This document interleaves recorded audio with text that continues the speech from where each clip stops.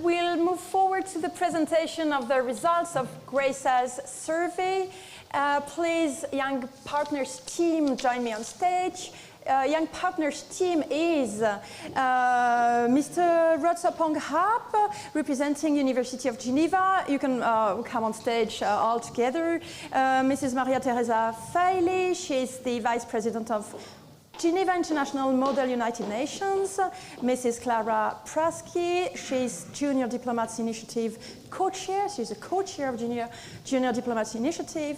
And Mrs. Victoria Orisberger, she's from Swiss Diplomacy Students Academy. And also Dilara Unulu from Swiss Diplomacy Students Academy as well. She's not on stage, but she contributed to the survey. Mia Kirsch from the Junior Diplomat Initiative, who will come have with us later with the conclusion panel. I'll give you the microphone so that if you want to use the desk here. You are. Okay, you have the floor. Thank you so much.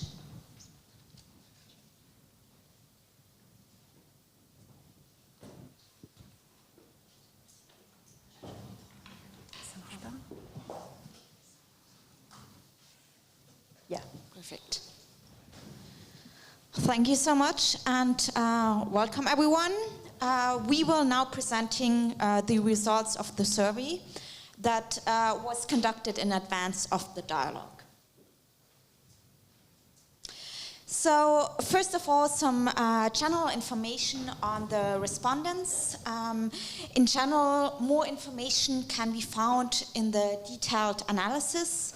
I will just give a very quick overview. In total, we had 146 responses, covering a diverse range of perspectives and experiences in terms of age, nationality, academic and professional background. What can be also said is the largest group in terms of nationalities, not surprisingly, are Swiss respondents. The largest groups in terms of age is between 32 to 65. And the largest group in terms of profession are former and current UN staff. Now, without further ado, let's dive into the questions. We won't cover all the questions, so I highly recommend you to also read our analysis in its entirety if you are further interested. So the first question I want to touch on is the question whether multilateral activities of International Geneva contribute to international peace and security and or the summit of the future. And in general, it can be said that the comments made highlight the interconnectedness between Geneva and New York, and also the interconnectedness between the different pillars, the interconnectedness between human rights and peace and sustainable development. In general, 35% believe that there's a limited impact, 12% that there's some partial impact, and 23% believe that it really depends on the activities. At the same time, a limited number of comments also highlight that the fundamental or the immediate decisions are made in New York. And therefore, we also find a lot of comments that call for a stronger inclusion and attention of Geneva in New York. So basically, the main takeaway can be that you cannot separate Geneva from New York, and yet the framing and also the attention needs to be stronger. The next question I want to briefly talk about is the question why negotiations held in International Geneva are rarely mentioned in the media. And here we can see that a lot of respondents, around half of the respondents, believe that the media coverage on International Geneva is limited because of its technical nature of the negotiations. 16% believe that the limited media coverage is also due to the fact that the negotiations held in New York are more important. However, there were also a lot of other aspects covered by the participants in the comments. Geneva is perceived as less political and thus less interested in, for the public, and considered less attractive for the media coverage. And besides the technical nature, also the confidential nature is highlighted, and also the fact that when it comes to international media is not as present in Geneva as it is in New York. And therefore, also some respondents see some room for improvement the way that UN-related developments in Geneva are disseminated to the media, to the press.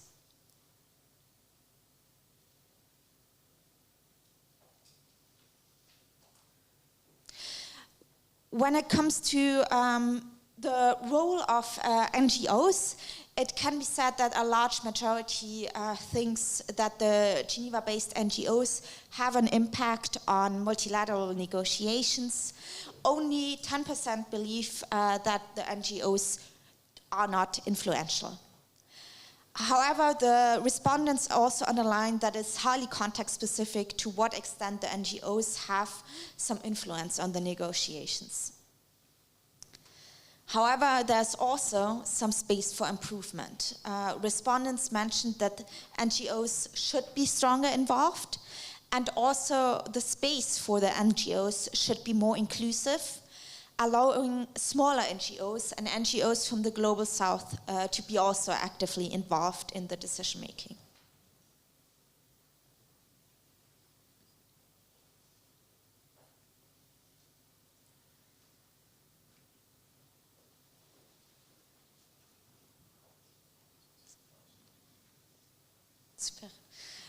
Now turning to the Summit of the Future, what is very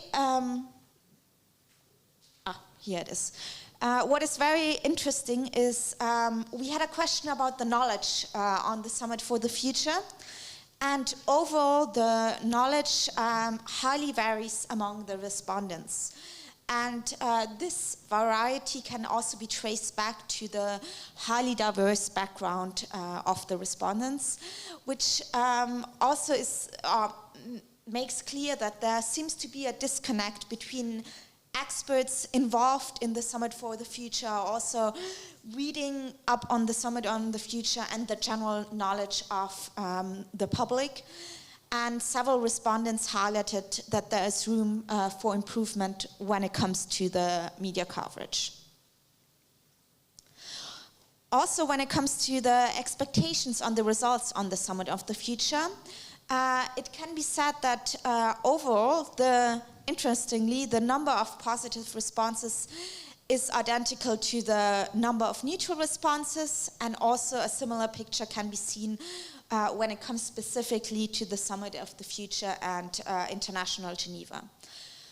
What can be stated, though, is that only a small number of respondents have negative expectations on the impact of the Summit, on its effectiveness in general, but also on the role of International Geneva specifically.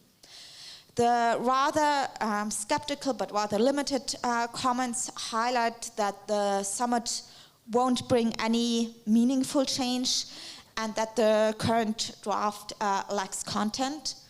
The positive comments include more the symbolic nature of the summit, that the summit sends a message for multilateralism, and there's also some hope for some small reforms.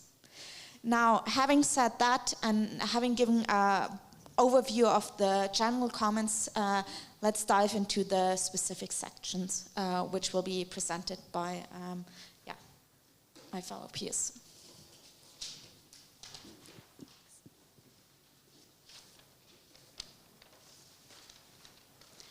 So I'm going to look at the questions that were intended for diplomats, government representatives, the Office of President of the General Assembly, co-facilitator of the negotiation of the Pact for the Future, international organization, and NGO staff.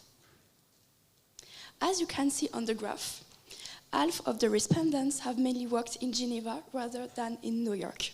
So we will mainly have their opinions.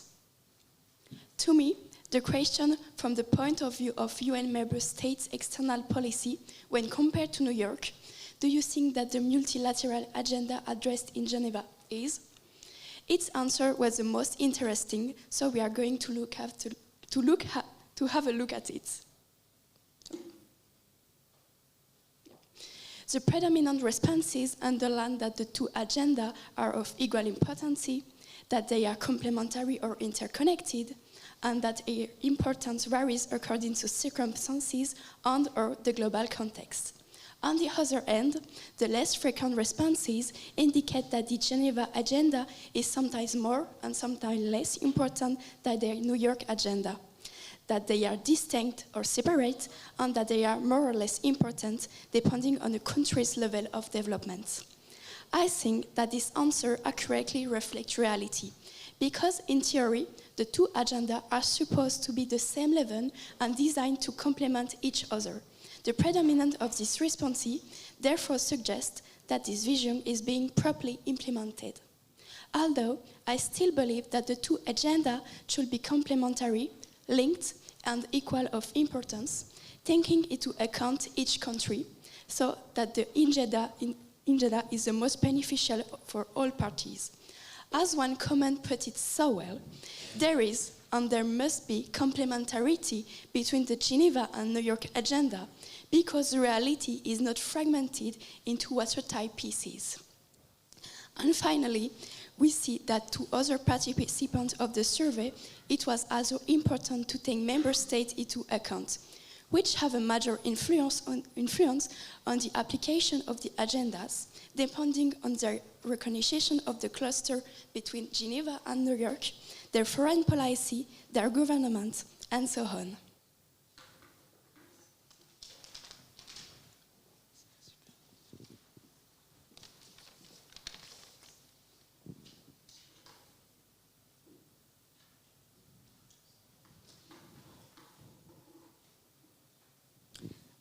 So we had also another question. It was, how would you assess communications, coordination, and interaction between Geneva and New York-based permanent missions, particularly regarding the preparation of the UN Summit of the Future? So for the answers, the majority replied that they didn't know, or that they didn't have an answer to this question. Then a smaller majority replied that it depended on the situation and its context, or that it was unsatisfactory. Looking at the comments, we can see that the behavior of the ambassadors play a major role in relations between these two cities. There is a lack of overall vision, and coordination between the two cities can be very important in resolving conflicts. Both cities have their strengths and they should take advantage of each other. Relations also depend on the level of contact between the two permanent missions, and the more links there are, the more coordination there is, but the smaller the missions are, the less communication there is. I also have another question. So, in your view, which of the following features of multilateral diplomacy are more prominent in Geneva than in New York? There are two majorities in this question. The first one is that the issues of negotiating treaties, conventions, and regulations are the most important.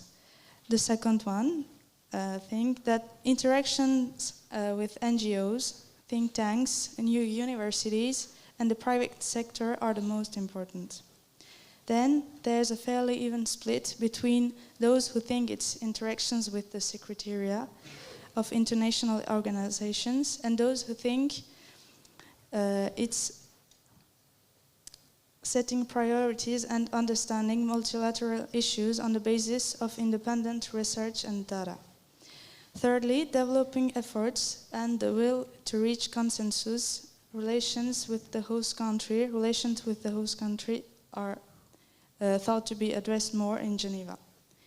We can see here that Geneva is seen as a key city for all the processes around treaties. According to those people, Geneva has a certain importance in communicating with the various actors of the international scene. Geneva has a welcoming climate when it comes to the various actors of the international scene. There is a certain respect for independent research, which makes Geneva more confident than New York. Geneva hosts important headquarters, which gives it greater weight in the field of human rights. There is a general agreement on Geneva having a more respectful atmosphere because there is support for multilateral diplomacy.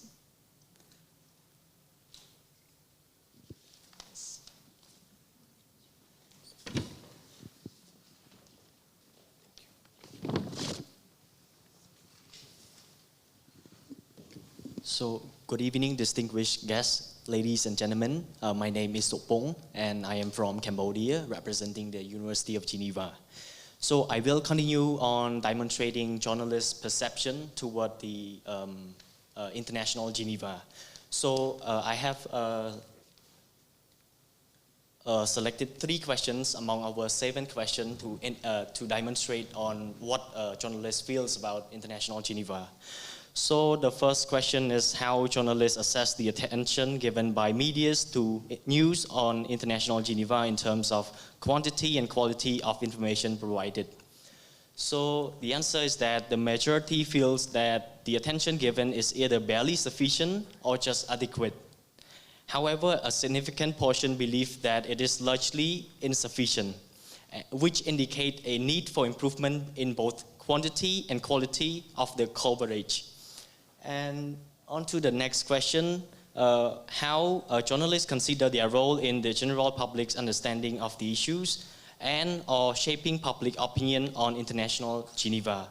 So most journalists view their role in covering International Geneva as important, with a smaller portion considering it essential.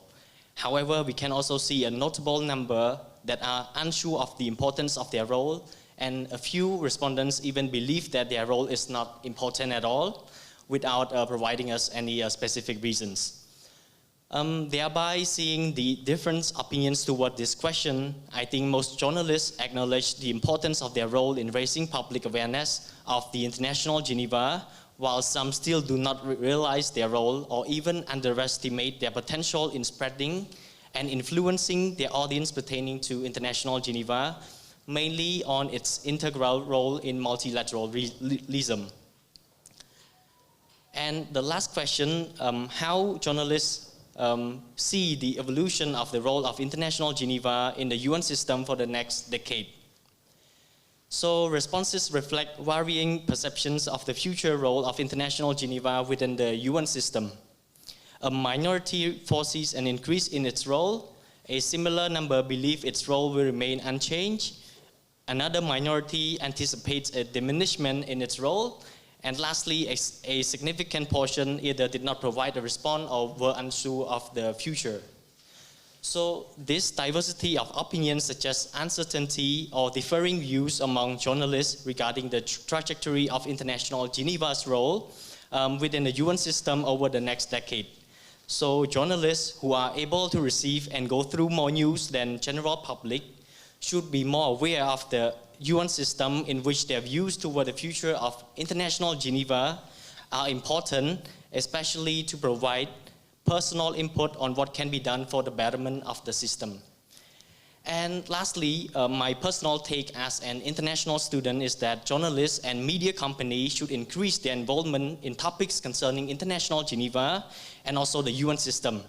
Because not only does it increase the public awareness, but it can also help the future generation, especially future leaders, to understand the importance of multilateralism and different forms of conflict resolution within the international level.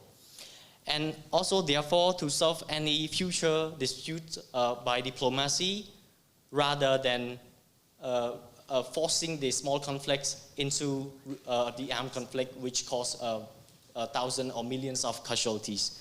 Thank you very much.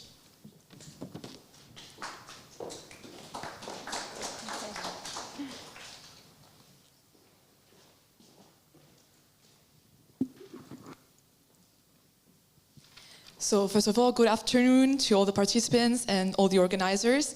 I'm Maria Teresa, Vice President of the GMOON Student Association, and I'm going to briefly sum up the last part of our survey, which covers all the questions answered by students or younger people under 32 years old.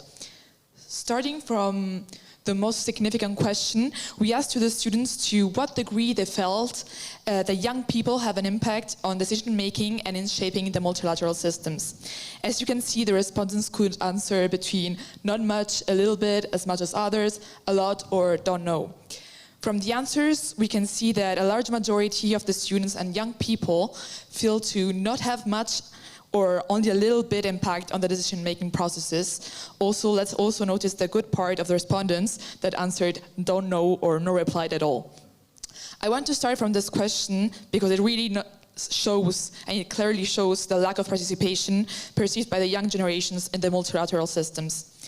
To deepen this younger generation's belief and perception, we decided to ask another question to deepen the issue. This time we asked, in their opinion, how the other generations perceive young people's contribution to shaping the multilateral system. Again, there were several answers. Other generations don't value young people's contribution. They only value it a little bit, to a certain extent, or they don't value it at all, or again, don't know or no reply. The answers were even worse, and if I can also add, kind of sad. We can see that more than half of the respondents feel that other generations don't value younger generations, while the other half value it only to a certain or a limited extent.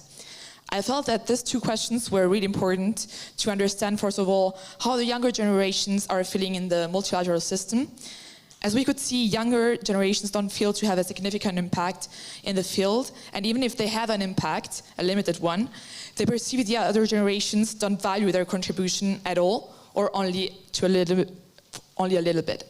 So what can be done to make sure that younger generations and students can have much wider impact in this contest? We asked them, So we asked them specifically through another question, what in their opinion are the actions that should be taken by the UN system specifically, or the International Geneva more in general, to involve young people in diplomatic and decision-making processes. The most voted option, as you can see, was to promote youth representation in permanent missions or in diplomatic circles. The other three most voted options were establishing youth advisory panels for international organizations, training programs on diplomacy for young individuals, and finally encouraging youth participation in international conferences and negotiations. All these responses, as you can see, underline therefore a significant lack of young participation, not in one or two or three items, but in several contexts of the Geneva International. This last answer clearly informs that the younger generations would love to be considered more, but unfortunately they are not. Thank you so much for listening to our analysis survey, and we hope that it can be useful for the future. Thank you so much.